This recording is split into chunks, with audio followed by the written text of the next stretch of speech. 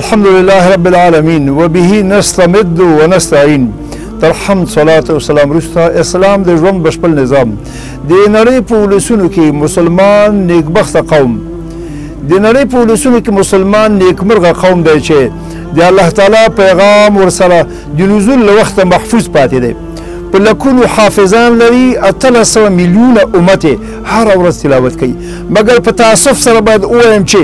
د الله تعالی د دغه ستر کتاب په معنا او مفهوم په زرو تنو کې یو هم نه پوهیږي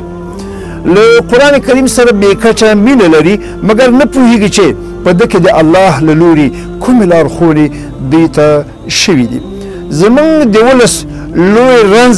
جهل دی مسلمانان د الله تعالی له دغه کتاب سره په ډېر بد چلن لاس پورې کوي د ژوند د ډګر له رهبرۍ څخه یې ګوښه کړی دی واقعیت دا دی چې کله غله او داړماران په چور او چپاول لاس پورې کوي نو مخکې تر مخکې رڼا مړه کړي او په توره تیاره کې غلا کوي کله چې استعمارچیان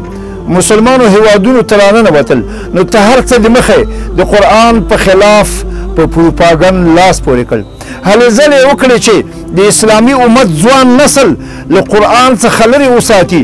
دوی یوازې زموږ د هیواد مادي برخه په بمونو راته نه ورانوي بلکې د ځوان نسل فکرونه هم راته تخریبوي او ذهنونه او افکار راته بمباروي زموږ د دغې ادعا څرګند دلیل د انګلستان د پخواني صدر اعظم ګلادستون ډېره پخوانۍ وینا ده چې د وزیرانو په مجلس کې قرآن په لاس کې واخیست او داسې وویل زموږ په وړاندې لوی خطر چې موږ ورسره مخامخ یو او په خپلو مستعمراتو کې باید په کلکه مقابله وکړو یو قرآن کریم او بیا له لږې چوپتیا څخه وروسته مکې مکرمې ته اشاره وکړه انګریزانو زموږ تعلیمي نصاب راته ګډوډ او له همغه وخته د اسلامي امت اولادونه په خپلو کالجونو پوهنتونونو کې له قرآن کریم نه ګوښه وروزل انګلیسي فرانسوي روسي او امریکایي ښکېلاکګرو زموږ ځوان نسل له دین سره دښمن کړ دوی کلیسا سره د دښمنۍ په پار له اسلام سره هم امغه پالیسي خپله کړه په داسې حال کې چې اسلام د کلیسا له دین څخه جلا مقام لري